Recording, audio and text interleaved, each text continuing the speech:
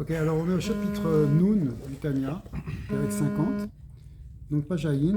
On a vu dans les chapitres précédents euh, plusieurs choses qui concernent l'amour qu'on peut avoir vis-à-vis de Kadosh Baruch Hu et la relation d'affection et de tendresse qu'on peut avoir avec lui, au contraire d'éveiller nos sentiments. On avait parlé de la Simra, après on a parlé de la Ira, après on a parlé de la Hava. Et là on parle encore de la Hava pour terminer ça. Vene kol bechinot ou madrigot ahava anal. Tout ce dont on a parlé sur les niveaux d'amour d'Hachem, dans les chapitres précédents, en misitra de Yimina.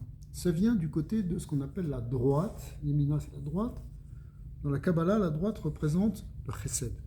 Le chesed, c'est la force de l'amour. Ouais. Ou bechinat Kohen ish chesed. Ce qu'on appelle ici le Kohen ish chesed. Le Kohen, il correspond à la sphira de chesed. Donc c'est la avoda du Kohen, la avoda de la Hava. D'accord. Venikra, tout ça c'est dans le Zohar. Venikra kesef akodashim. On appelle ça l'argent, littéralement. On va voir qu'on va traduire autrement. Le kesef, le mot kesef, ça veut dire l'argent, mais ça veut dire aussi, ça veut dire la matière de l'argent. Akodashim, de ce qui est sacré, l'argent sacré, si vous voulez. Milasha, nirsaf, nirsafta. Le mot kesef ici, il ne faut pas le prendre comme l'argent. Il faut le prendre comme le désir. Nirsaf, l'irsof, ça veut dire désirer, avoir un sentiment d'amour pour quelque chose, pour quelqu'un, pour Hachem ici. D'accord. Nirsof, nirsafta, c'est ouais, le bet avicha. Un perso qui dit tu as désiré, tu as aimé, tu as désiré la maison de ton père, c'est-à-dire tu veux retourner chez toi. Tu as un amour. Bonsoir, comment puis-je vous aider? C'est la technologie. Hein, voilà. Je n'ai rien dit. Si elle veut faire quoi en ma place, Waouh. Alors, ça prouve qu'ils nous écoutent. Alors, Nirsafta, le Bet Avicha, est-ce que ça veut dire le mot. Alors, tout ça, c'est des symboliques qui sont dans la Kabbalah. C'est-à-dire, il y a le Kohen qui correspond à celui de Chesed, qui correspond à l'argent, la matière Kesef qui est blanche. La blancheur, c'est la blancheur de l'amour, c'est la blancheur du Chesed. Et ça vient du mot Nirsof, c'est-à-dire être pris de sentiments de Ahava. Mais maintenant, il va nous parler d'un autre type d'amour, plus puissant encore, plus puissant que celui qu'on a compris depuis plusieurs chapitres, et qui correspondait donc à ce côté du Yemina, du côté de la droite, du Chesed. Maintenant, quelque chose qui vient de la gauche, qui vient. La gauche, c'est pas politique ici, ça veut dire du côté de la Gvura. Et ça va être symbolisé par l'or. Bravo. Ariyesh od bechinat ahava ola al kulana.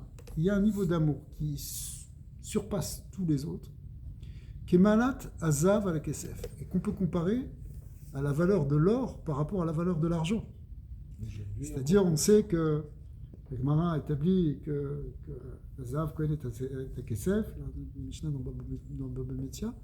Il veut dire que l'or est plus fort que l'argent. Ce qu'on comprend à Kabbalah comme étant le fait que la Gevura, qui est la rigueur, est en fait plus élevée dans sa source que le Chesed.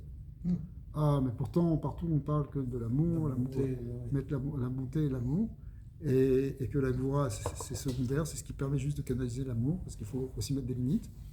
Mais ici, il y a une source qui est plus grande. Et c'est celle, on peut être pris, en fait, ici.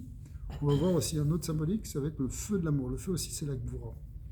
C'est aussi rouge comme l'or. L'or, dans sa nature, elle est plutôt rougeâtre. D'accord. Il y a l'or jaune, mais dans la nature de l'or, c'est rouge. Avec cette VI Ahava qui riche PH. Donc c'est une amour qui est représenté, qu'on ressent comme une braise de feu. C'est-à-dire un amour ardent, ouais, brûlant. Mibechinat gvurot elionot. On parle de l'amour pour Hachem. Donc c'est encore plus élevé. Ça vient de ce qu'on appelle les gvurot elionot, c'est-à-dire les forces de rigueur supérieures qui viennent de la sphira de Bina, des Bina, parce que Bina, elle se trouve sur la gauche dans les séphirotes. Mais en même temps qu'elle se trouve sur la gauche dans les séphirotes, elle se trouve en haut. Donc elle est déjà dans le Yichud. Elle représente la Bina, elle représente en fait une forme d'amour très grand, mais du côté gauche. Donc ça va s'exprimer par le feu, par une flamme en fait d'amour. מבחינת גבורות עליונות דבינה הילה, דהיינו שעל ידי התבוננות בגדלות הצער. בינה, ça veut dire ספירת בינה. Bina, ça veut dire l'idbonen. L'idbonen, on a déjà vu ce mot, ça veut dire méditer. C'est-à-dire quand on commence à méditer profondément sur le Or En Sof, eh bien, il peut s'embraser une flamme d'amour pour Akadosh Baruch Hu. Les kulo kame kelo mamash rashive. Ça veut dire, on perçoit que le En Sof, il n'y a que le En Sof. Que tout le reste, c'est même plus que secondaire. C'est comme si ça n'existait pas devant Hachem. Quand quelqu'un il médite et qu'il ressent ça, qu'il voit ça, il est pris d'un sentiment, il n'a plus envie de... Il n'a plus rien envie. Tout ce qu'il veut, il brûle d'amour pour Dieu. Tu peux donner un exemple? On en parle, ça fait souvent, mais donne-moi l'exemple, comme tu fermes tes yeux et tu penses à quoi? Qu'est-ce que tu regardes? Tu médites sur la grandeur d'Hachem. Alors en vérité, quand tu étudies les soirées de Kabbalah ou de Chassidut, ça te donne une matière à méditer, parce que tu commences à rentrer dans les détails de tout ça, de tous ces mondes, de toute cette grandeur de la création, et comment tout ça s'annule devant Dieu, et que tu commences à parler des séphirotes et des partsoufim et des forces divines, tu commences à méditer dessus et que tu comprends que son essence elle est encore plus grande que tout ça, et qu'il n'y a rien devant lui, que c'est lui qui est dans toute l'existence, que c'est lui qui fait tout exister. Quand tu arrives à faire rentrer ça en toi, ça va agir sur tes sentiments. Alors, le principe de la méditation, c'est de créer un éveil en soi, un éveil effectivement de forces qui sont latentes dans notre cœur. On a dit qu'il y a une ahava, mais souterraine, il y a un amour qui est caché dans le cœur.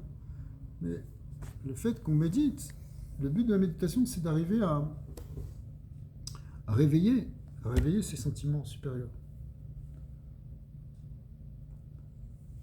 Donc, Titlaet ou Titlaev, va nefesh l'ikar tiferet gdulato. Donc à ce moment-là, l'âme va s'éveiller, va s'embraser, va s'enflammer devant la gloire de sa grandeur. L'Istakel beikara de Malka. Et rentrer dans une délectation de la contemplation du divin.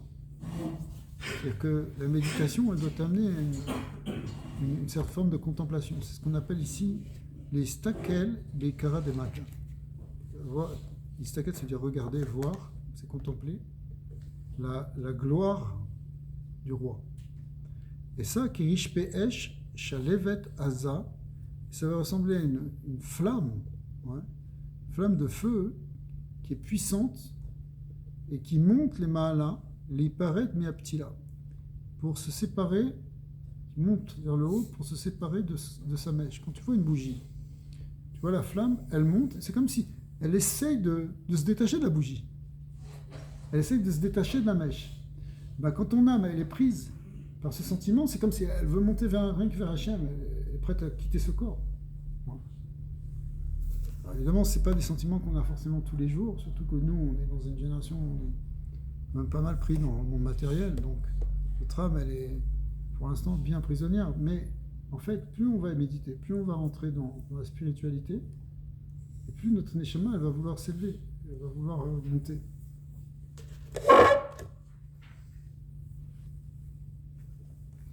להתלהב הנפש לעיקר תפארת גדולתו ולהסתכל בעיקר דמלכה כרש פה אש על לבית עזה העולה למעלה ולהיפרד מהפתילה והעצים שנאחזת בהן. Pour se séparer donc des mèches ou des bois dans lesquels elle est attachée. Vainu à l'aider tigboret yesod haesh.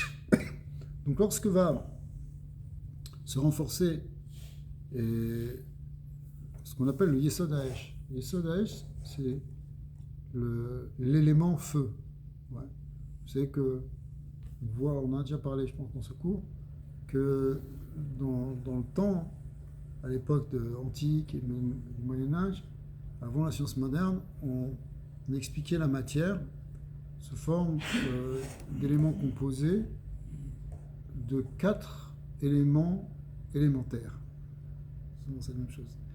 On appelle ici des yesodot, qui veut dire des fondements, des choses élémentaires qui sont le feu, l'eau, la terre et l'air. Alors le feu, c'est une force qui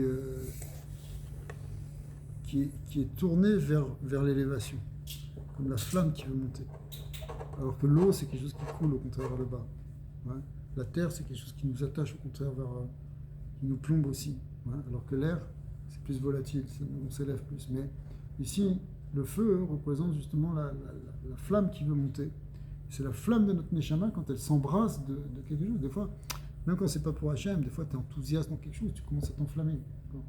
Quelqu'un, il peut être même enflammé pour des convictions et parler pendant des heures et prêt à faire se battre pour quelque chose.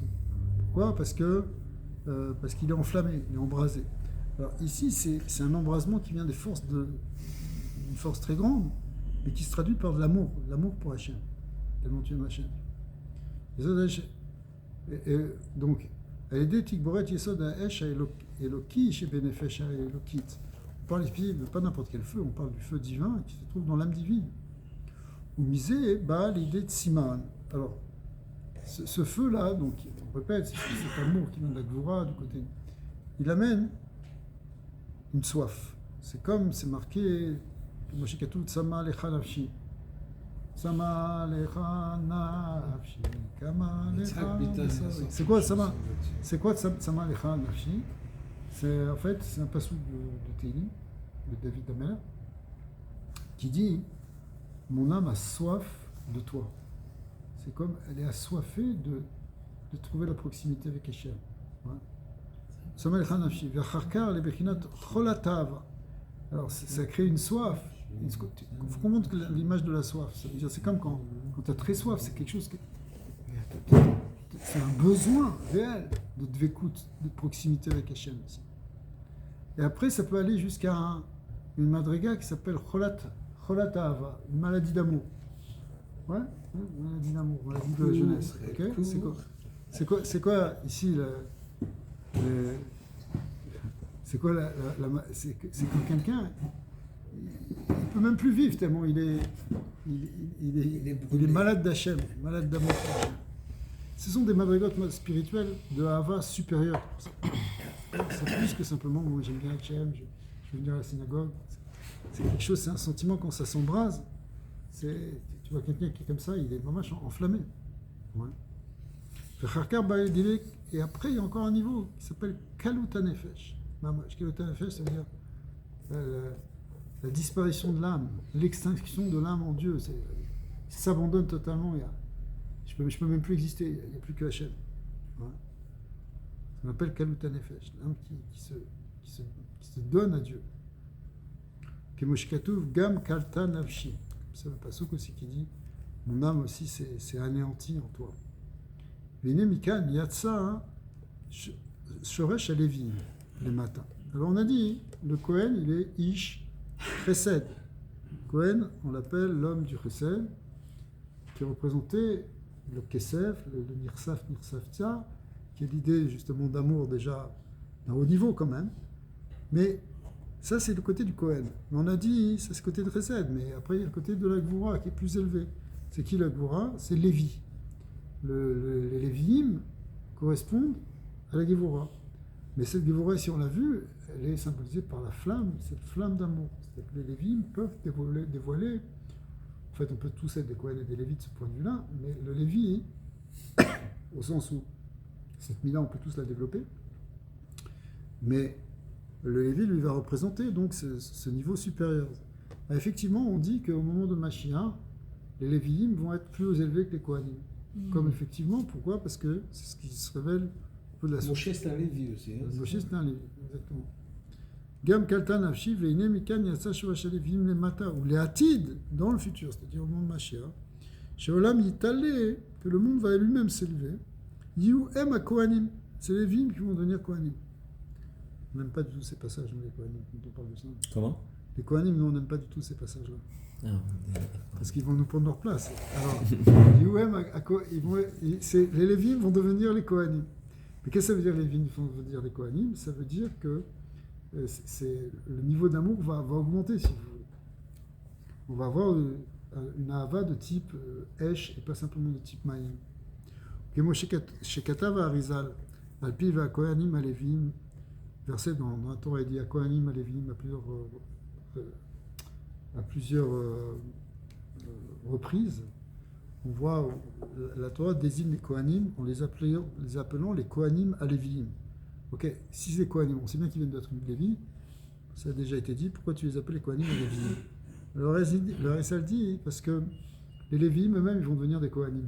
Donc on va appeler les Kohanim Léviim, c'est-à-dire c'est des Léviim qui sont devenus Kohen. D'accord, c'est ça le remède. Chez Léviim, chez l'Archav, Diyu Kohanim Latif. Les Kohanim d'aujourd'hui seront les Kohanim de demain. Ou les Avodat, à Léviim, étant les Harim Kohen. Alors c'était quoi l'Avodat des Léviim? Qu'est-ce qu'ils faisaient? Les Kohanim, on sait ce qu'ils faisaient, ils faisaient les Korbanot, ils faisaient Birkat Kohanim. Voilà ce qu'ils faisaient, ils enseignaient la Torah. C'est ça le travail des Kohanim. D'accord. Les Léviim, c'est quoi leur travail? C'est des chanteurs. C'était les chanteurs. Tu devais être Lévi, toi, en fait, au minage. Alors, Vavodat Léviim a été les Harim Kol Rina Vetoda, un chant d'allégresse, de reconnaissance,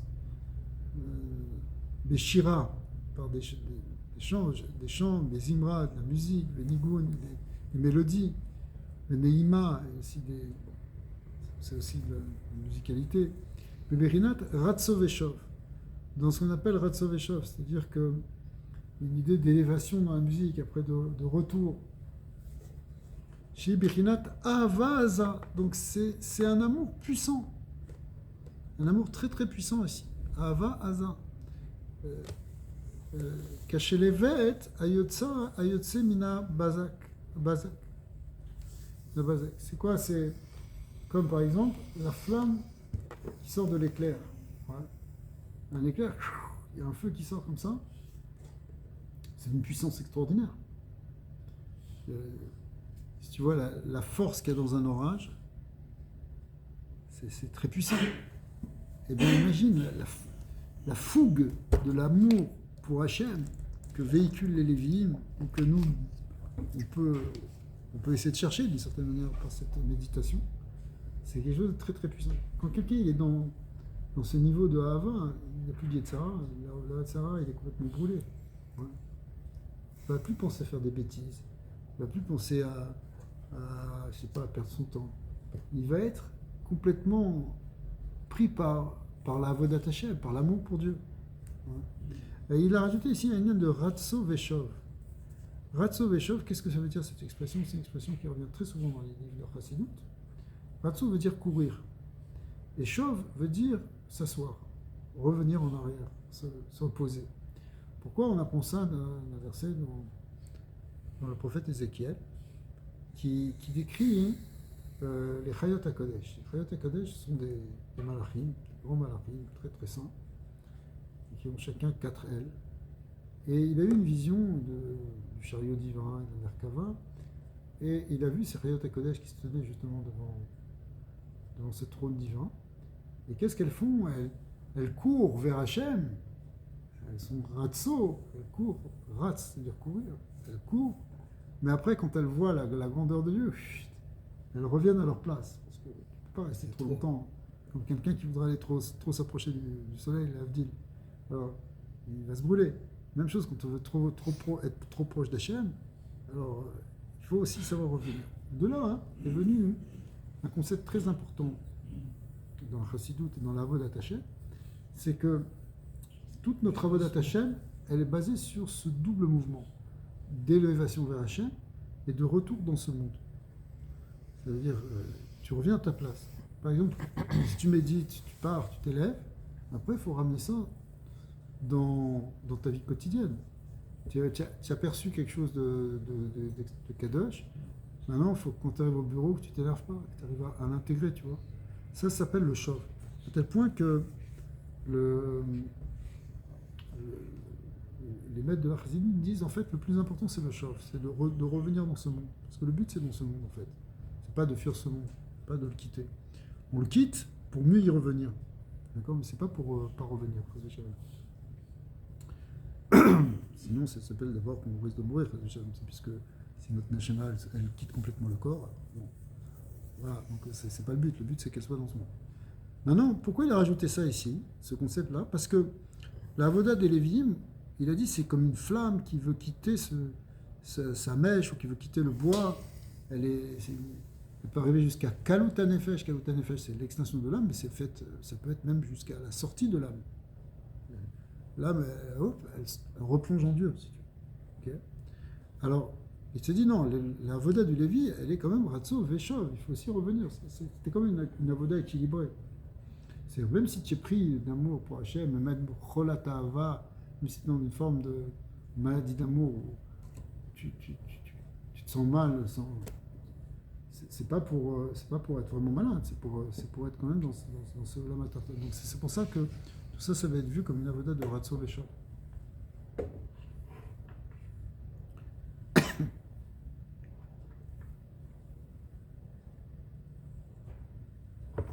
Alors,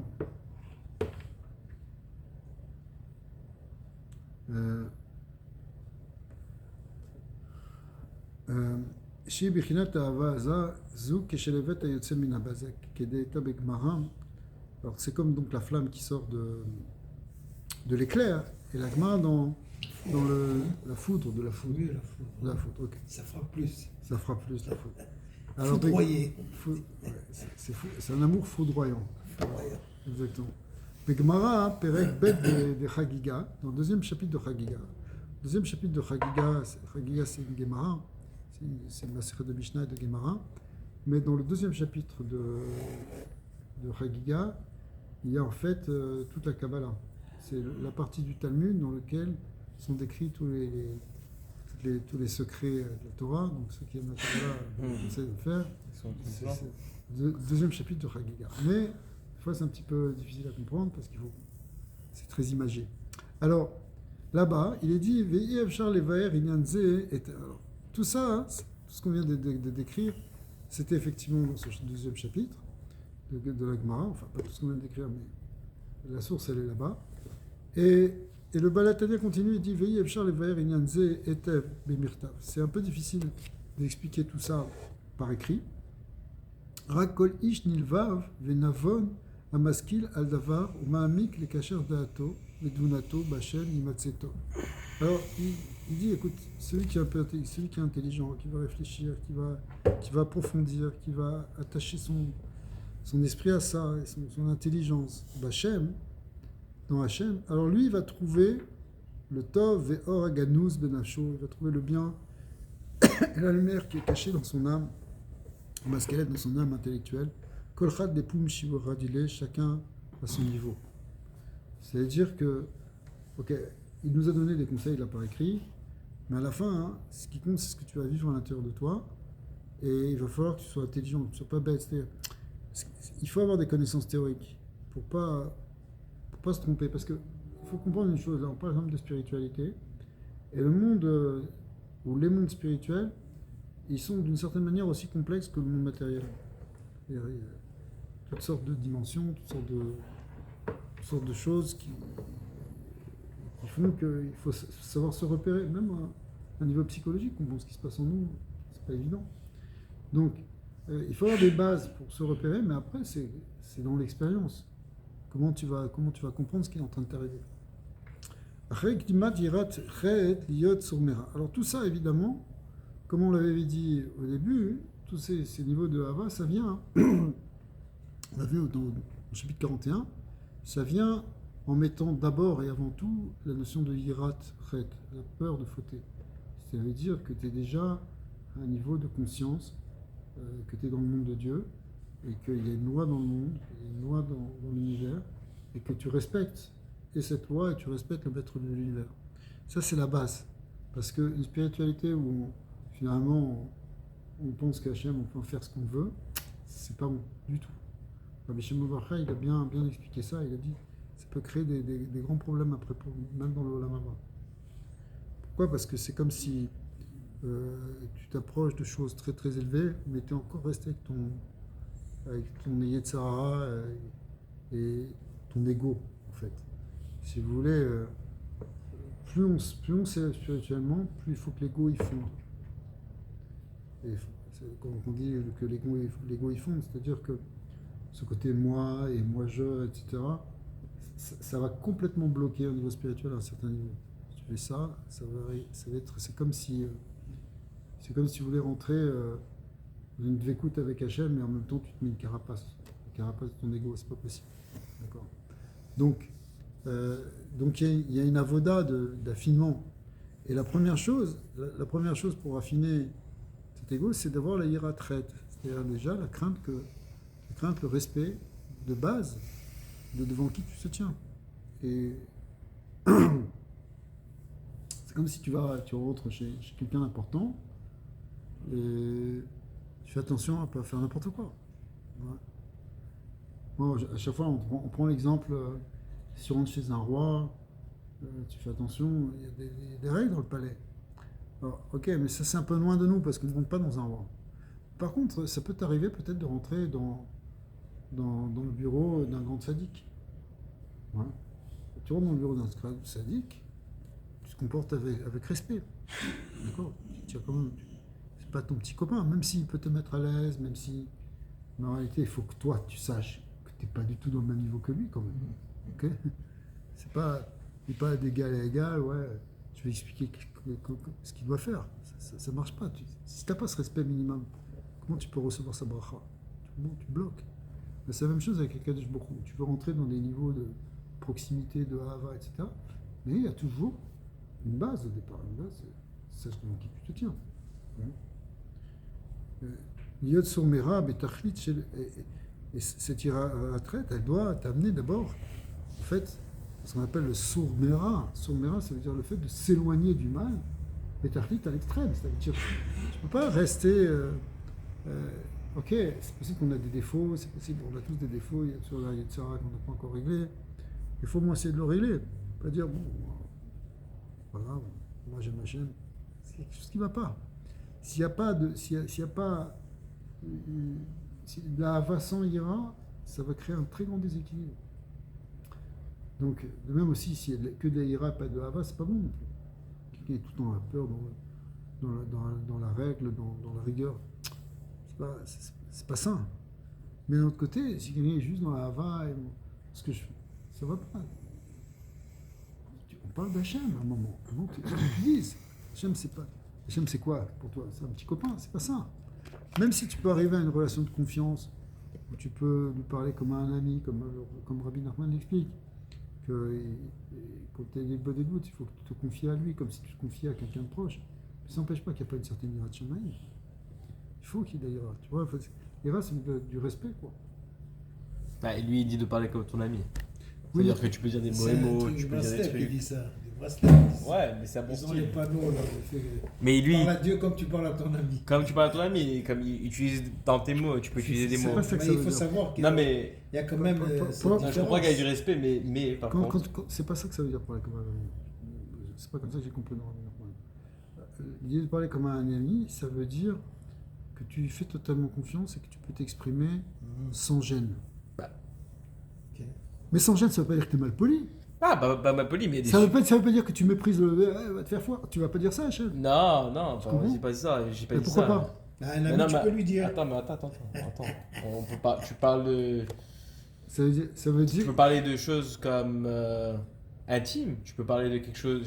C'est le premier exemple qui rentre dans ma tête, par exemple. Tu vois, c'est comme. Tu peux dire des mots qui sont pas des mauvais mots comme va te faire foutre, tu vois, mais des mauvais mots comme. Des mots pas propres, des mots Donc pas c'est sains. pas tout à fait comme un ami parce que tu te Ou tu retiens. peux dire. Bah, c'est comme un ami, Quand bien tu- sûr. Ouais, mais Quand je tu parle à mon parles meilleur ami, avec je suis comme Hachem, ah c'est- merde, des. Ouais, mais quand tu parles avec Hachem, tu ne dis pas comme ça. Mais moi ma Ok. compréhension d'Hachem, c'est. Ma compréhension Ouais, d'Hachem, ouais, c'est que tout le monde a Hachem, tout est tout. Donc tu peux. Quand ils te disent t'éloignes ton ego, parce que dedans t'as ton divin, et tu peux te rapprocher, et après chacun a sa gamme, chacun a sa marchandise, tu vois, c'est comme. Non? Je sais pas que. Ok, je comprends ce que tu dis, mais dans tous les cas, il faut qu'il y ait un respect, un minimum, bien sûr. Ouais. Il retraite.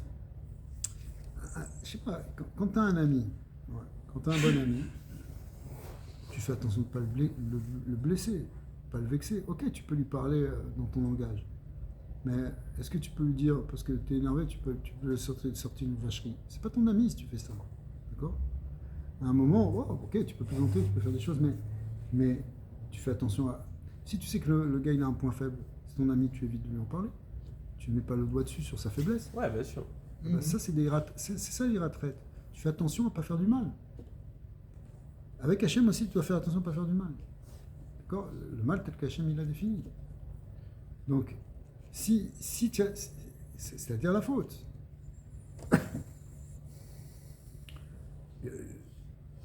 Il y a des choses sur lesquelles tu as de la ira, par exemple. Je sais pas, tu veux faire attention à ne pas voler, je suppose.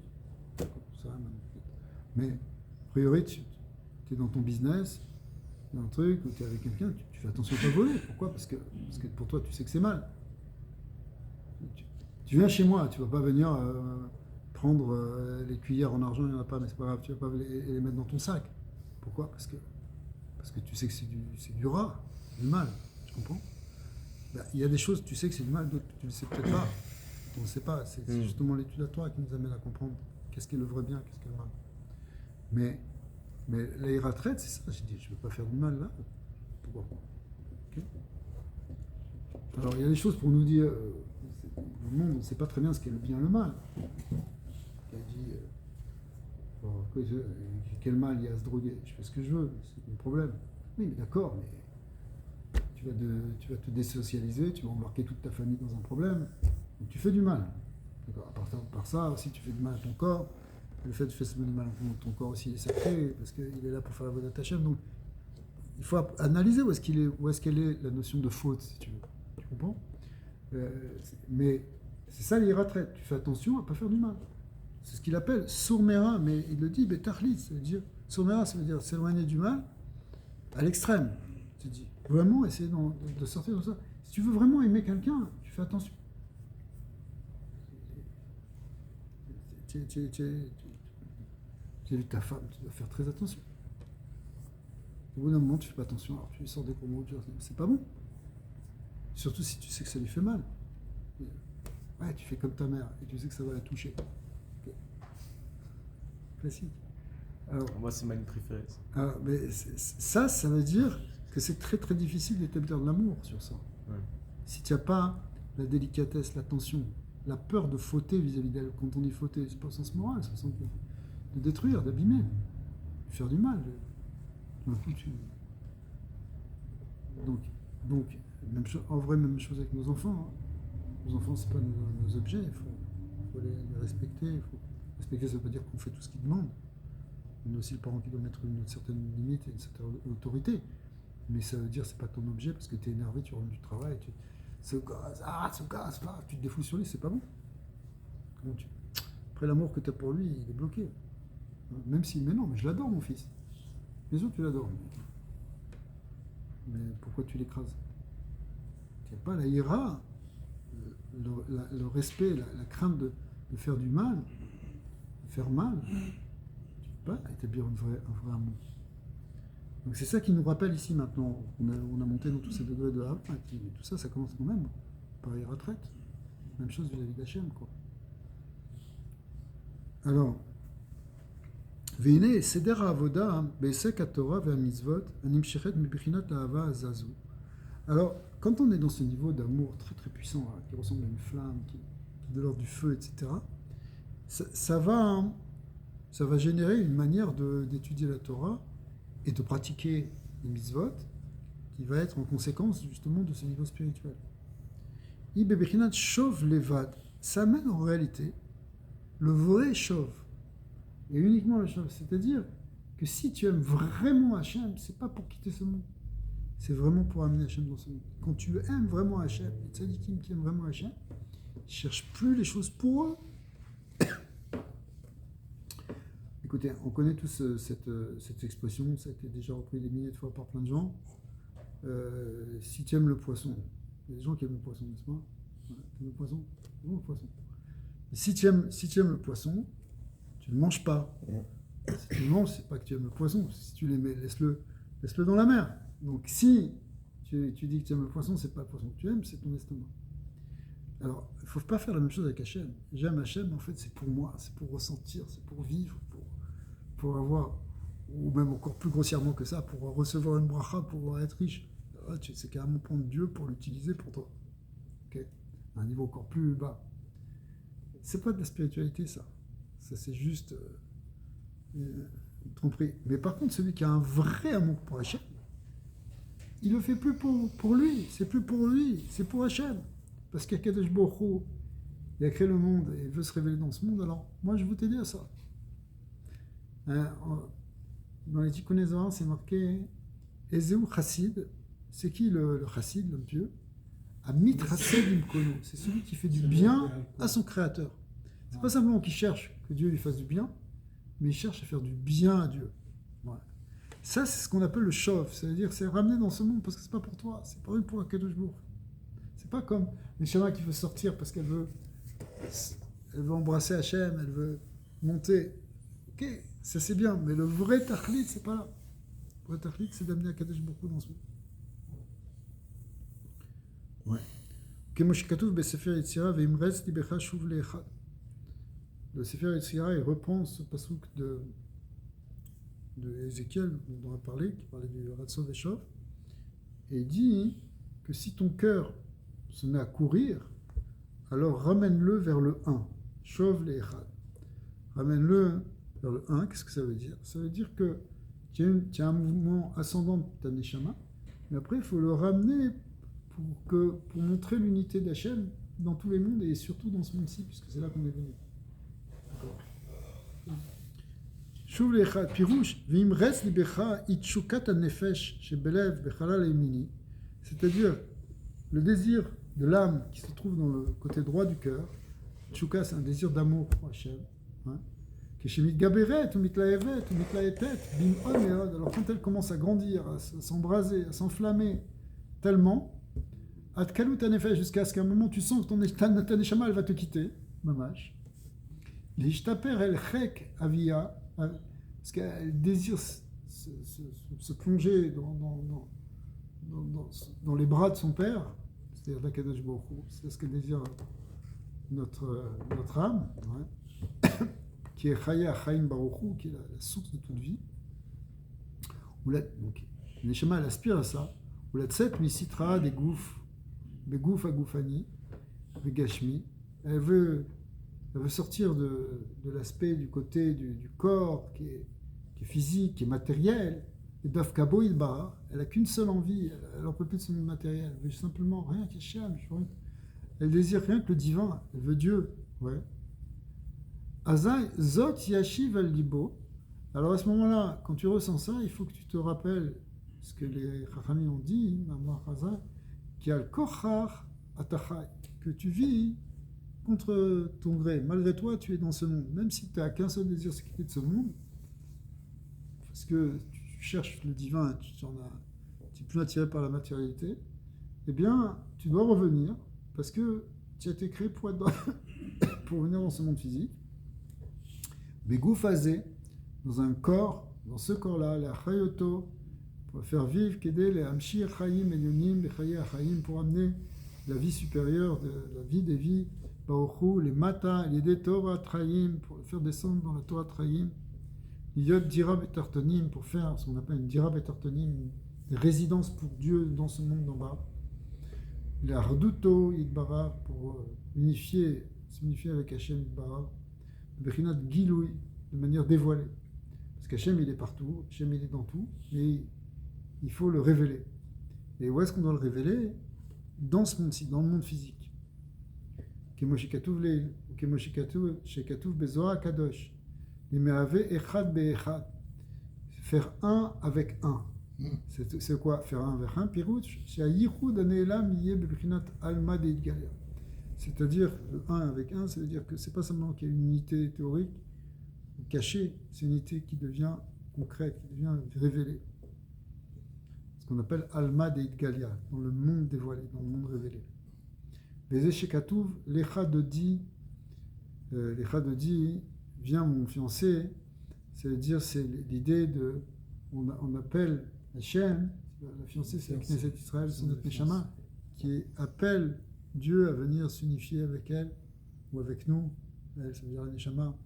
Dieu s'unifie avec la Neshama dans ce monde-ci. Basé Yuvan, Mamar Chazal, et de là on peut comprendre ce que les Chachamim ont dit, Al-Kochar Atachai, que tu vis malgré toi, indépendamment de ta volonté, on t'a fait vivre ici. Al-Kochar, etc. Ve'ela, et ça, comment, quelle que soit ta volonté en fait, כמו שכתוב במקום אחר באריכות על משנה זו, הקורח אתה חי בעזרת חיי החיים בעזרת השם. C'est quoi הקורח אתה חי? Il faut le comprendre, la Tania l'a expliqué ailleurs, comme étant tu vis par le Chaya Chaim, par la source de toute vie, c'est lui qui te fait vivre. Et sa volonté, c'est de te faire vivre dans ce monde. Et donc, le Kochar, que tu le veuilles ou non, c'est ça, c'est la source de vie, elle t'a amené ici, et c'est ici que tu dois dévoiler la source de vie. D'accord. Continue. Alors, tu connais